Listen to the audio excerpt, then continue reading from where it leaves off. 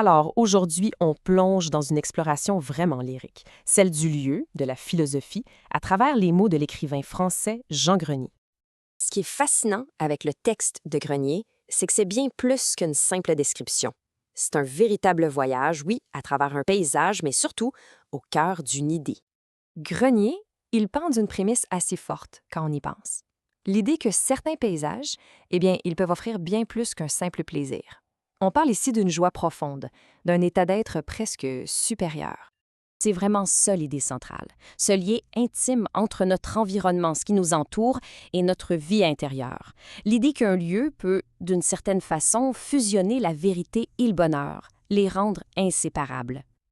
OK, mais concrètement, ça ressemble à quoi un de ces endroits-là? Mais pour Grenier, il n'y avait pas de doute. C'était la Méditerranée, et plus précisément, le paysage autour de la ville d'Oran, en Algérie. Et c'est là, à Oran, que tout commence. C'est le point de départ pour un contraste vraiment fondamental que Grenier va développer. Ce qu'on voit ici, c'est vraiment les deux pôles de l'expérience humaine qu'il nous présente. D'un côté, en bas, on a le monde des humains, un peu chaotique, et de l'autre, en haut, le monde de la nature, beaucoup plus serein. La colline, pour lui, c'est pas juste un point de repère sur une carte. Non, non. C'est une compagne, presque. Une présence constante qui est là pour offrir une alternative à la vie trépidante de la ville. Et ce voyage, cette montée de la ville vers la colline, c'est pas juste un déplacement physique. Ça devient une puissante métaphore, vous savez, un voyage de l'esprit qui passe de la distraction à la clarté. Chaque étape de cette montée physique, c'est comme une expansion de l'esprit. On laisse derrière, petit à petit, tout ce qui est trivial, tout ce qui est superficiel, pour aller vers quelque chose de beaucoup plus profond. Et cette comparaison avec la symphonie, elle est géniale. C'est exactement ça le sentiment.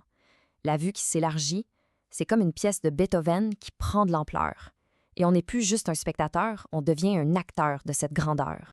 Mais attention, toute cette expansion qui pourrait sembler infinie mène en fait à un point tournant, un moment vraiment critique dans le voyage, une prise de conscience assez profonde.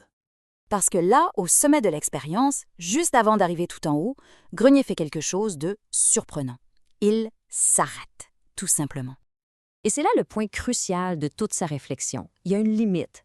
Parce qu'un paysage qui est trop vaste, trop grandiose, eh bien, au lieu de nous remplir, il nous vide. L'absolu, ça peut être destructeur. Donc, ce que Grenier suggérait, c'est que le vrai bonheur, finalement, on le trouve pas dans l'infini, dans le sans limite. Non. On le trouve dans l'appréciation d'une beauté qui est parfaitement mesurée, une beauté à notre échelle, à l'échelle humaine.